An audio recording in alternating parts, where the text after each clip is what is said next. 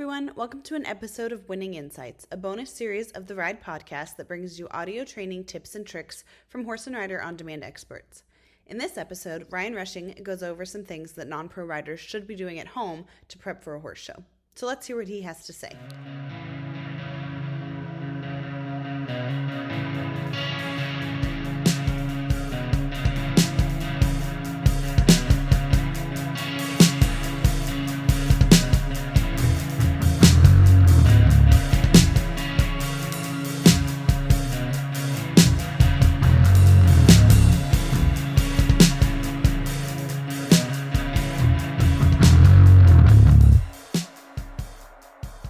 Alright guys, today we're going to talk a little bit about show prep. So one of the biggest mistakes I think people make in getting ready for a show is not actually doing the work to get ready for the show. So a lot of people will spend all their time at home working on individual maneuvers, but unfortunately when we go to a horse show they don't let us just do individual maneuvers, we got to do a pattern. So it's very important in my mind to actually practice your patterns at home.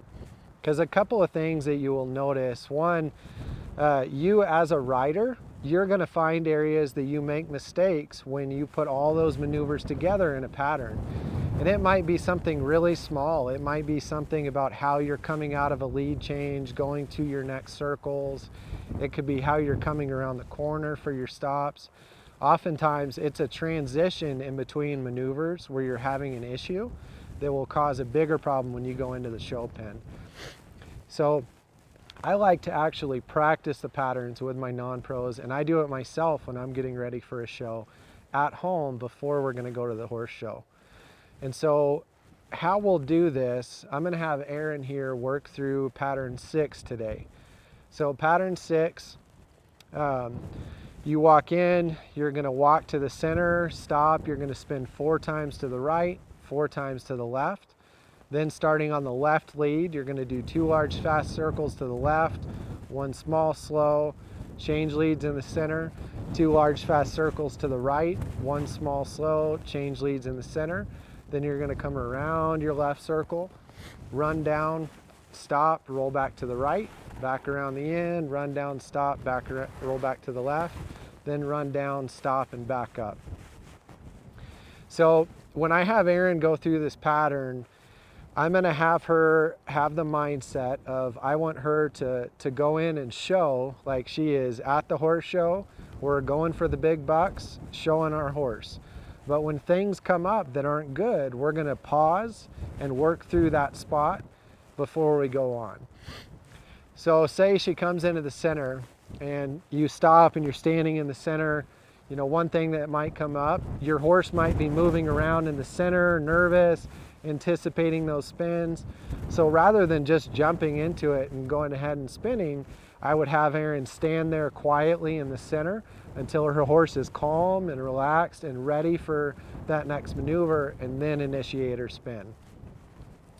So I'm going to have her walk to the center. I'm going to have her stop in the center, wait till her horse is calm. We're going to spin 4 times to the right. Now while her horse is turning, if he is anticipating that shut off and slowing down or not firing, or say he jumps into the turn to the right, we're going to just stop right there and we're going to work on that turn. When that's good, we're going to go on to the left turn, same thing to the left. When that turn is good, we're going to go on to our first set of circles. And so say Aaron walks off and she goes to lope off for that fast circle and her horse just takes off. I would have her take a hold of him, break him down to the walk, maybe back him up to the center and start over. So we're not going to go on until the next part until we're good where we were at. Same thing with when she's going on her fast circles. If she's running fast circles, say her horse is leaning across the middle or taking off on her, I'm going to have her slow him down, take a hold of him, remind her horse that she is in control when she's going through a pattern. Because that's part of what will happen. It might be the rider getting nervous, or it might be the horse getting nervous as they're working through a pattern. And so this is an opportunity to put everything together in a pattern, but make it relaxed, make it controlled, remind the horse that she's in control as the rider, even though they're doing a pattern, and to help her find her nerves and stay calm and think her way through a pattern. When you first start doing this, it might be easy to get discouraged because all your maneuvers might feel great, but then when you start putting it together in a pattern, it might feel like you're all over the place and nothing's working. But that's okay. That's like, I use the analogy of ripping a Band-Aid off. Like, we would rather pull that Band-Aid off at home and know what we've got to work on and work through it than do all this hard work, spend all this money, get to a horse show, and then rip the Band-Aid off in front of the judges and everybody and not have any opportunity to fix it.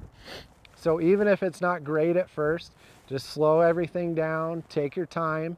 You know, even if all it does in the beginning is show you, okay, I thought these things were working well, but here are the things that I need to work on. Then you could go back for the next 2 or 3 days and work on those parts, and then come back and do your pattern again and see where you're at.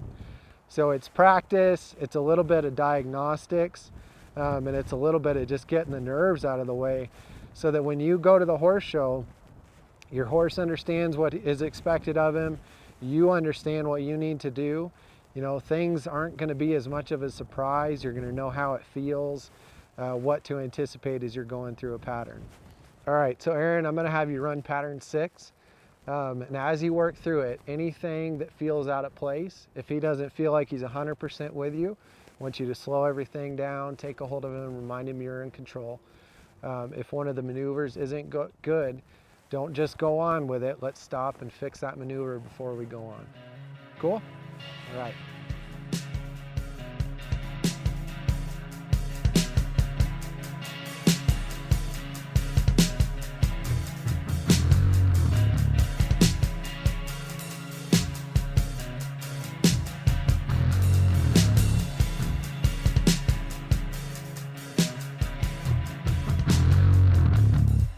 Thank you guys for tuning in to the Ride Podcast. We hope you enjoyed this episode, and please be sure to subscribe wherever you listen to podcasts.